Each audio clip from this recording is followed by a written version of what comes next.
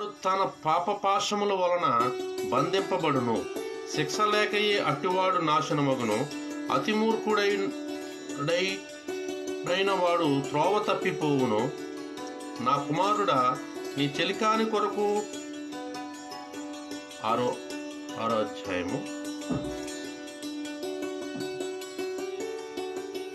నా కుమారుడా, నీ చెలికాని కొరకు పూటపడిన ఎడల, పరుని చేతిలో నీవు నీ చేయి వేసిన ఎడల, నీ నోటి మాట వలన నీవు చిక్కబడి ఉన్నావు, నీ నోటి మాట వలన పట్టుబడి ఉన్నావు.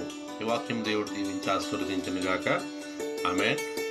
ప్రార్థన. మహాపరిశుద్ధుడా, మహోన్నతుడా, సర్వశక్తిమంతుడా, నీ పరిశుద్ధమైన నామానికి, ఘనమైన నామానికి వందనాలు, స్తుతులు చెల్లిస్తున్నాం ప్రభువా. ఇదిగో తండ్రి, ఉదయ కాలశంలో ధ్యానించబడిన సామెతల గ్రంథ ధ్యానాలను బట్టి ప్రభువా నీకు వందనాలు, స్తుతులు చెల్లిస్తున్నాం ప్రభు. వినుచున్న బిడ్డలందరినీ కూడా మీరు దీవించండి. ప్రతి ఒక్కరూ గ్రహించే నాయన గ్రహింపును వారికి